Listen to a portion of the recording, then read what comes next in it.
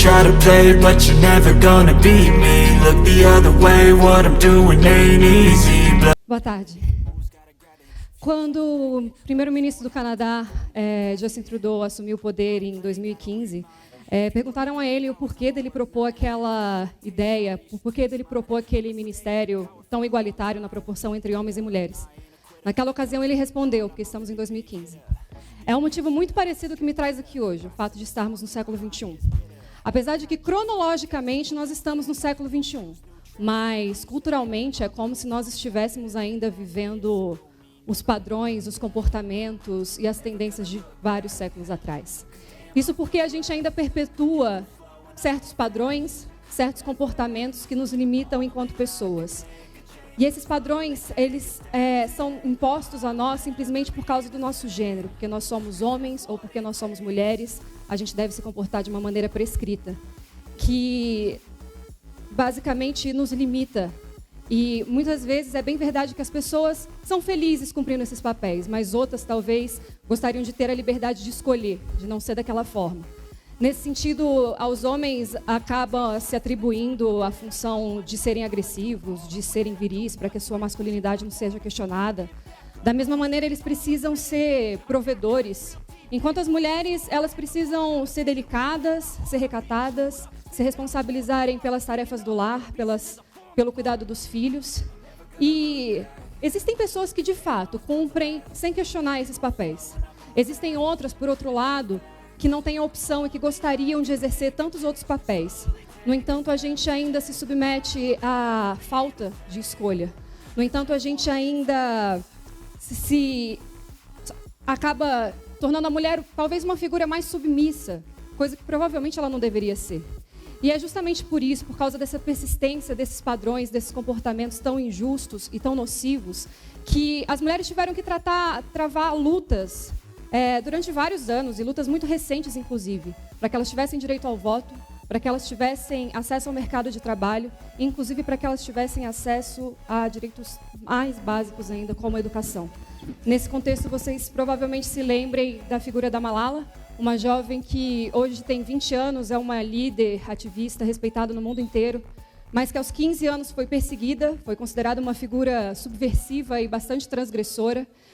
E nessa perseguição chegou inclusive a ser baleada no Paquistão pelo grupo Talibã, simplesmente porque a causa dela desafiava o status quo, desafiava o lugar que a mulher deveria ocupar naquela sociedade. E aquele lugar era muito fixo para a cabeça dela.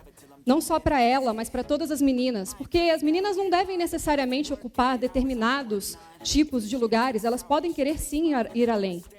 E às vezes a gente parte do princípio de que elas estão sendo muito transgressoras quando elas querem ir além. Mas não, elas estão no direito delas. Elas querem simplesmente ser tão reconhecidas quanto os homens e não necessariamente se colocarem acima delas. Caso contrário, não faria sentido falar na ideia de igualdade. Quando a gente se compara, na verdade, quando o Brasil se compara com uma nação como o Paquistão, por exemplo, talvez a gente se ache um país muito avançado, muito bem resolvido no que diz respeito, sobretudo, a essas questões de gênero, mas a gente se ilude muito a nosso próprio respeito.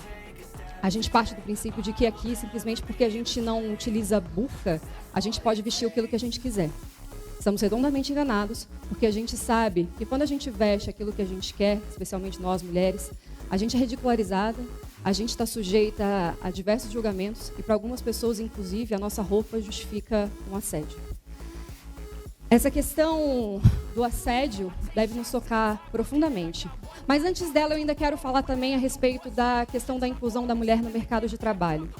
A gente parte do princípio ainda de que essa também é uma questão bem resolvida no Brasil, mas também não é. Porque não basta estar no mercado de trabalho, mas sim questionar em que condições a gente chegou nesse mercado de trabalho e em que condições a gente está ocupando este mercado de trabalho.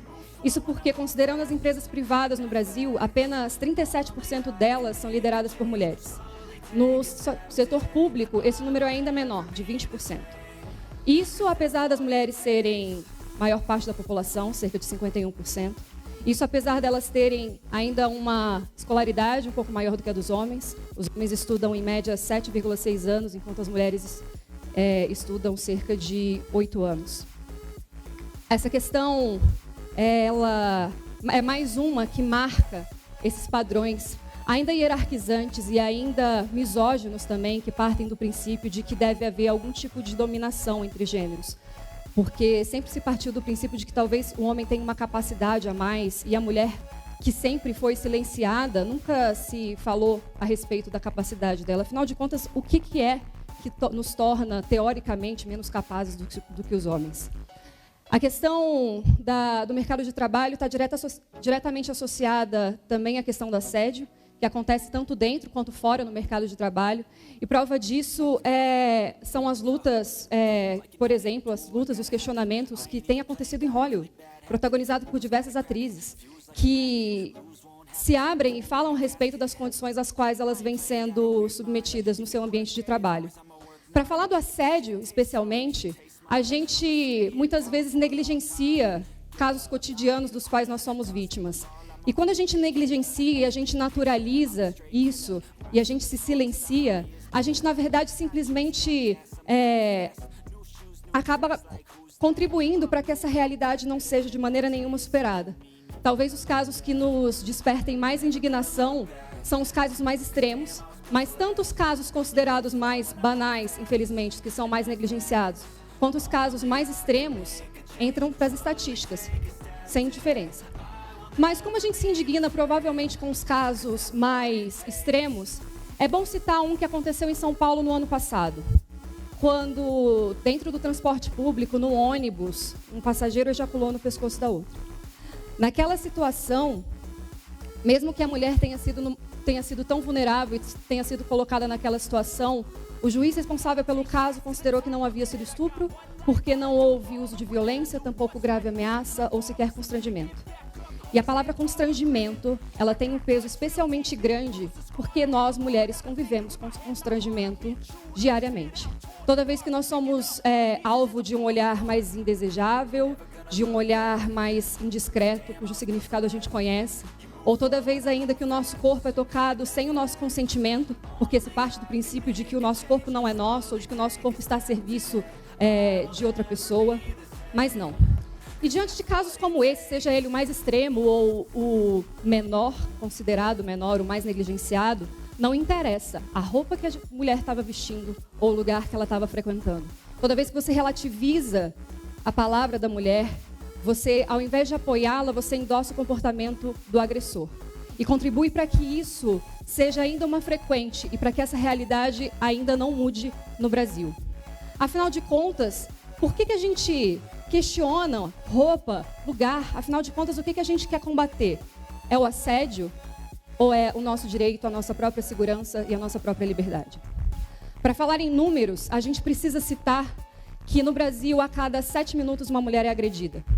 A cada 11 minutos, uma mulher é vítima de estupro. E diariamente, 7 mulheres são vítimas de feminicídio. Morrem apenas por serem mulheres. Morrem apenas porque estão ainda sujeitas a uma lógica opressiva e misógina que parte do princípio de que nós somos menores ou de que nós devemos ser silenciadas por alguma razão. Toda vez que isso acontece, toda vez que as relações humanas de alguma maneira são hierarquizadas conforme o gênero, essa dominação dá lugar à desumanização. E aqui não se trata, por exemplo, de pedir direitos a mais, tampouco privilégios. Trata simplesmente da gente querer garantias de direitos que sempre foram tão acessíveis para os homens. E o que me traz aqui é o constrangimento diante de todas as histórias pessoais que eu tive que omitir. O que me traz aqui são as cicatrizes que eu sei que amigas minhas carregam, seja elas cicatrizes físicas ou psicológicas. E eu estou aqui ainda também por muito respeito a todos os homens que frequentemente já se deram conta de que vale muito mais a pena nos apoiar.